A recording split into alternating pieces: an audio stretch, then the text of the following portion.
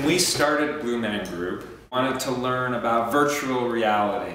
We wanted to learn about the performing arts, about making instruments, playing music. So really, Blue Man Group was just a manifestation, was a version of our continuing education.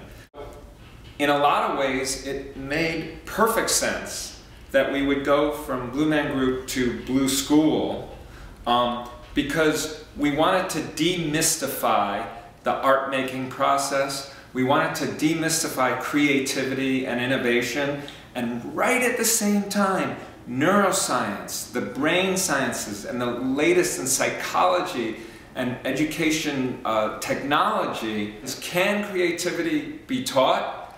Yes. The answer is yes, it can be taught. Can innovation, can collaboration, can self and social learning be taught? The answer to all those things are yes. My partner Phil Stanton put it so beautifully when he said, as easily as we started the Blue Man Group show first and then did a school, we could really have also started a school first and then done the Blue Man Group show.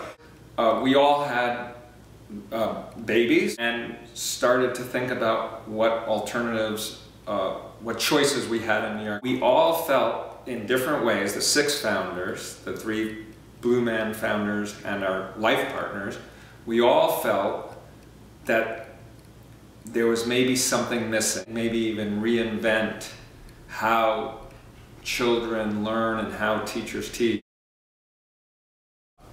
We were a little naive because we came as outsiders, but sometimes it takes an outsider to mess everything up, to cause a disturbance.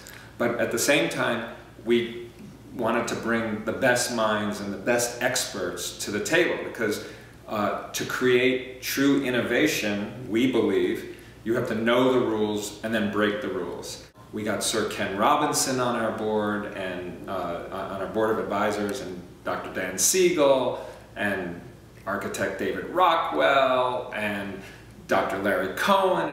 That Blue School is not really just for the children, it's for the triad of the children, teachers, and parents learning equally.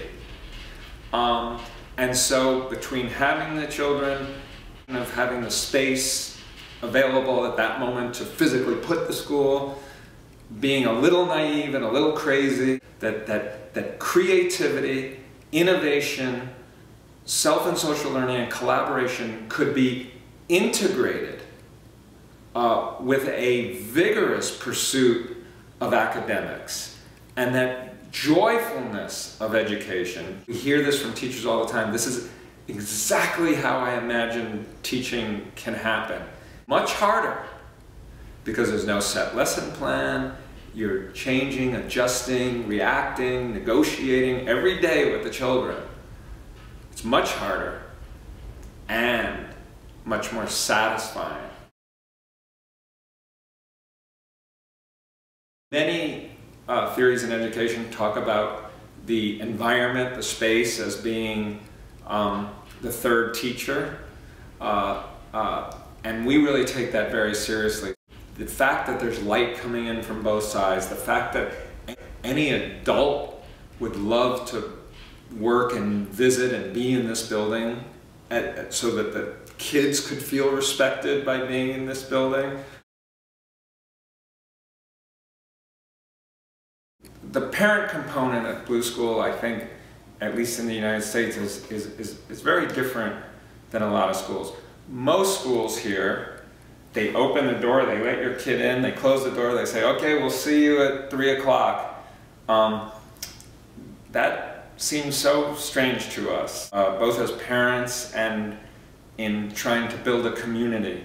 So our approach is more, the door is open, please come in, join us every Monday for our all school, all parents, all kids, all teacher meetings. They're open classrooms on several different days a week.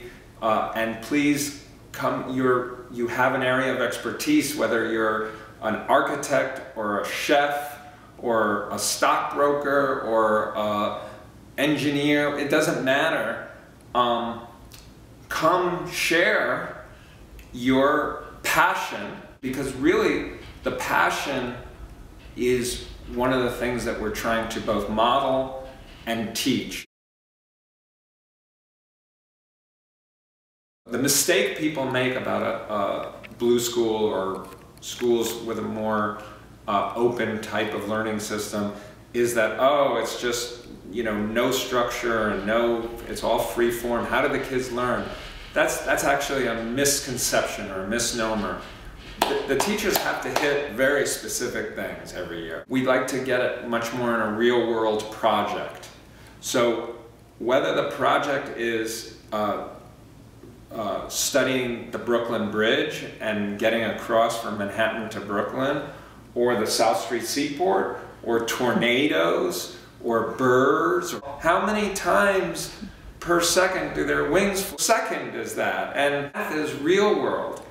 And through that, the teachers can get to the multiplication, the division, the geography, the presentation. Let's write about it. Let's make movies. Let's draw pictures. Let's make recordings, songs, dance, all of the disciplines integrated. I really love Dr. Dan Siegel's definition of integration. Integration is embracing differences and promoting linkages. And he's talking about that from a neural perspective, but also from a social perspective. There's technology all around us. So the kids need to understand technology. So they have iPads and they can do things on computer and they can use all sorts of technology. But also the tactile, working with your hands and working without technology is a beautiful and wonderful way to work also. Of course, these children need to become really well versed in taking tests. Do we say, oh, that kid is a 82 and that's their number, their test score? No, we don't believe in that. We believe that that's one component of many factors of their what they bring to the table emotionally and what they bring to the table as learners and as contributors to the community. For me, as a parent, what I most want from my child is I want them to have the maximum amount of personal life satisfaction, and I want them to have the highest quality and quantity of their personal output. Let's try to nurture their passions and their strengths to have this maximum life satisfaction. And then they'll be adaptable and resilient and thrive in any circumstance, especially since, as we all know, we don't know what the world is going to be like in 15 years when they graduate.